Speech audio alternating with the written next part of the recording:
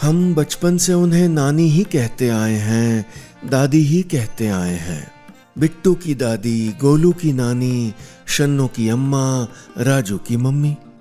क्या इन नानियों, दादियों और माओं के नाम भी होते हैं? क्या कोई और परिचय भी होता है?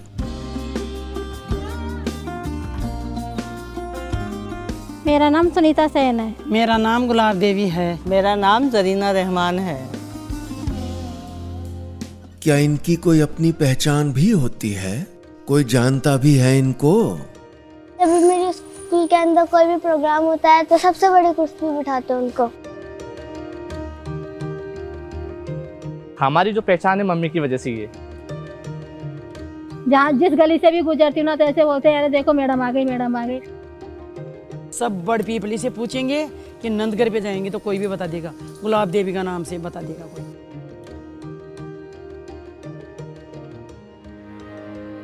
अपने परिवार, पति और बच्चों के नाम से हटकर भी इन माओं का अपना नाम है, अपनी पहचान है, और ये नाम निखारने में, तराशने में उनका साथ दे रहा है नंदघर।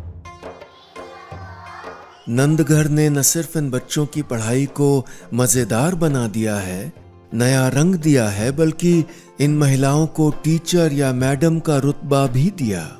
और यही नहीं, हमने तो ये भी सुना है कि सरपंच साहब ने पूरे सम्मान से इन्हें आंगनवाड़ी की चाबी सौंपी थी।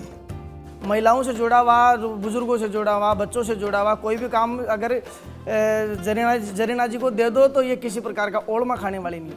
जरीना जी के द्वारा जो हमारी आंगनबाड़ियाँ जो और बाकी सेंटर उनमें ऐसे लग रहा है कि हमारी नींव मजबूत हो क्या रही है।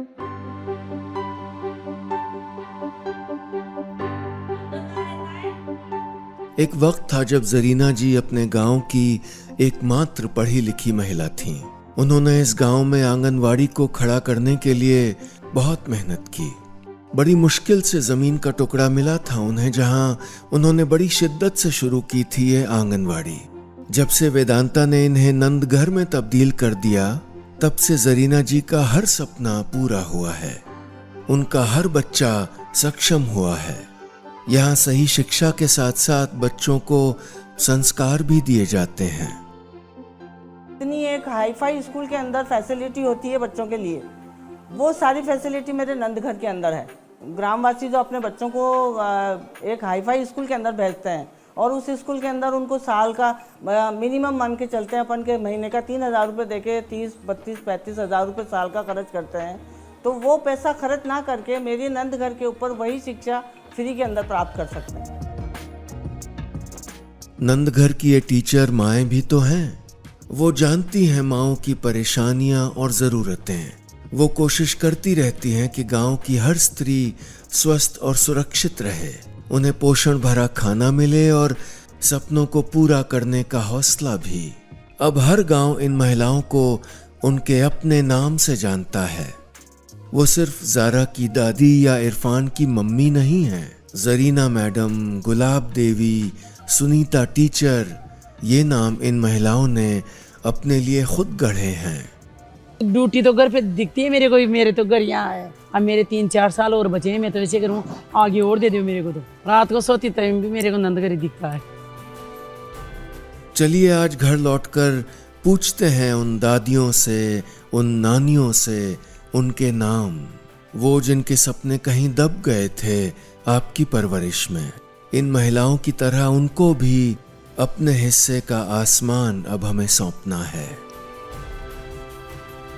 पहले सर हम आंगनबाड़ी चलाते थे तो हमें भामाशाधारियों के पास में जाकर बच्चों के लिए खिलौने लाने पड़ते थे, बच्चों के लिए स्लेट पेंसिल लेनी पड़ती थी, बैग लेनी पड़ती थी। नंदघर के आने के बाद में हमें ये समस्या नहीं देखनी पड़ी। अब इन महिलाओं का घूंघट लाज शर्म का प्रतीक नहीं है, वो दर्शाता है उनकी हिम्मत, उनका हौसला।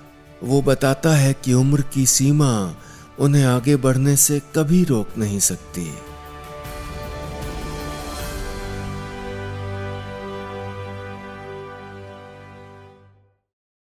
बदलाव का हिस्सा बनिए, नंदघर मूवमेंट से जुड़िए और बच्चों के बेहतर कल में अपना योगदान दीजिए। ज्यादा जानकारी के लिए विजिट करें www.nandghar.org। या स्क्रीन पर दिए गए QR कोड को स्कैन करें। नंदघर को सोशल मीडिया पर फॉलो करें और इस बदलाव को आगे बढ़ाएं।